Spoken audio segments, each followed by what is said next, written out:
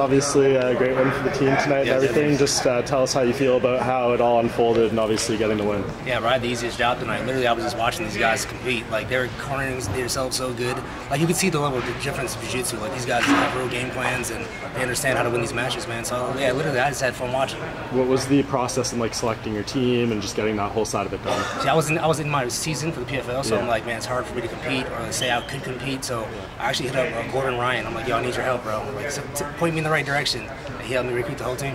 So that's a nice option to have, you know. Oh yeah, just for sure. I already knew that. You know, I'm like, yo, if we're trying to win this thing, that's where I'm going. Yeah. So what do you do with the money?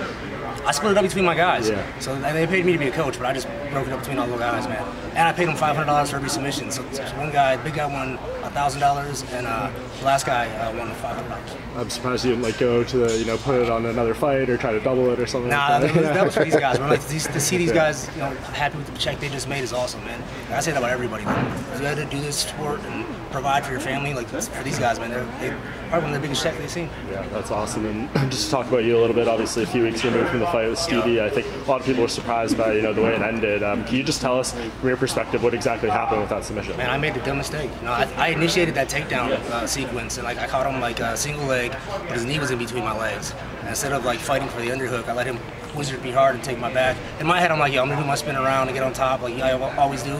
But I think I messed up. I posted it like 2 days before the fight. I was like, it works every time. So dude must have been watching. For sure he was watching, because then he adjusted really well with the body triangle. I've just never been in that position. He had the body triangle kind of modified though. It was more around my hips and my knee area. So when I went for the turn, I made it worse on myself by like trying to turn my spine. And then he like went over my head and just threw so much pressure on my rib.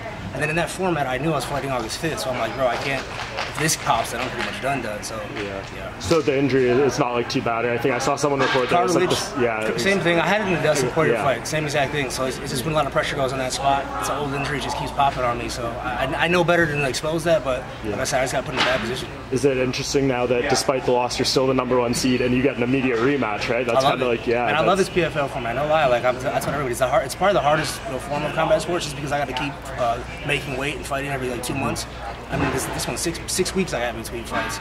But yeah, I love the format. You know, I get the rematch, and I still have the possibility of becoming a champion. Yeah, what do you think is different about this fight? Like, you've probably never had a rematch this quick before, right? I never had a rematch, and I never had a fight that I was like, yo, I just can't get hurt. I went in that last fight thinking I don't get hurt and get the win. That's just the wrong mindset to have in this sport, man. You can't go out there and play anything safe. Like, I should just went out there and try to kill him.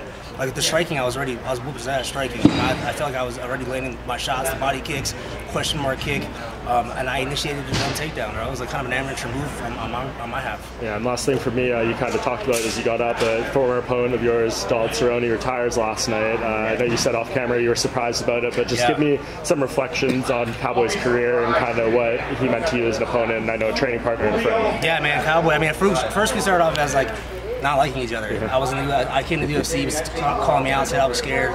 First fight happened, and I beat him with the body kick, and then over time we became friends. So that second fight that happened, we were already friends. You know, like we spent like a whole week together on the USO tour. We trained together numerous times, and then we were fighting each other. So it's one of them guys, man. Like I look back at my career, I was like, bro, he's been around since the WC days. Like when I started the WC, he's one of the guys that I was looking up to. I was like, yo, I want to be in his position. And to see him retired now, man, amazing career. I mean, he's done everything you can in the sport, bro. Like one of the guys that fights anybody, and I respect that about him. Yeah. Does it ever make you, when you see that guys who are there, you know, right around your time walking away, does it make you think about your timeline at all, or are you as all in as you've ever been right now? I'm all in, man. I think, you know, once you start thinking about retirement, that's when it's time to retire. Like if that thought process goes in your head, like he said it before the fight, you know, if you're already thinking about retiring before the fight, it's probably time to call it quits. And I mean, for me, I've just been so high in this sport so quick, and then the lows happen right with it. And, you know, I'm always trying to scratch my way back, but in this new format, I feel like I found my home in training. I feel good where I'm training at. No injuries happening in camp, and I'm making it to these fights healthy.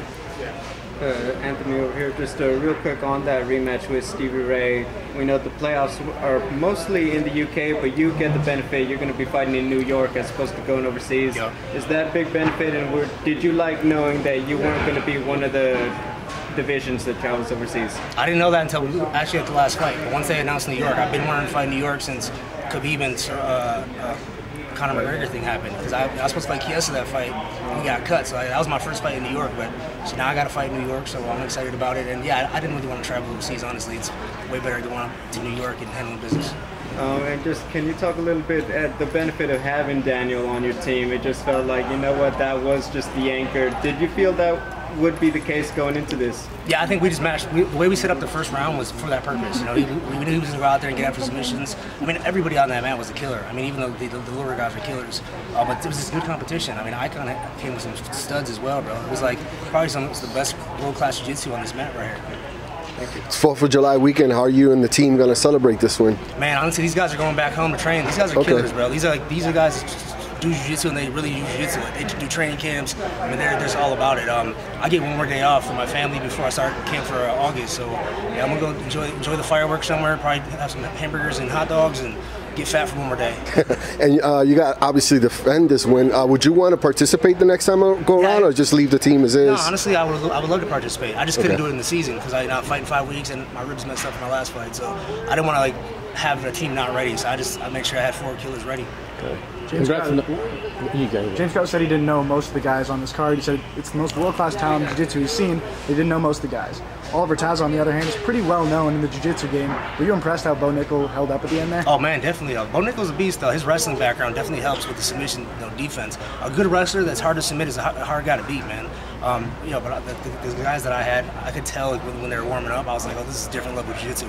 Like even their warm-ups were structured and everything was for a purpose. Do you like the trash talk in jiu-jitsu, or do you like the jiu-jitsu as the traditional respect and loyalty? I mean, I think it amps up the fans. As long as it stays respectful after it's over. Like, you know, you're in a match.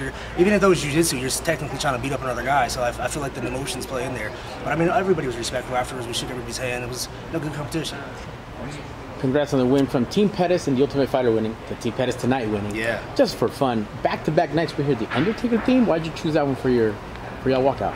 What's that? With the Undertaker theme. Oh, that was these guys. These guys chose that, man. I told them, whatever you guys want, man. This is your stage. I didn't even want to be up, take any shine away from these guys. Because these guys are for world-class jiu-jitsu athletes that are training their asses off, and to see better perform right here is dope. Excellent. Thanks, man. Thank you. Thank you, Anthony. All right, guys.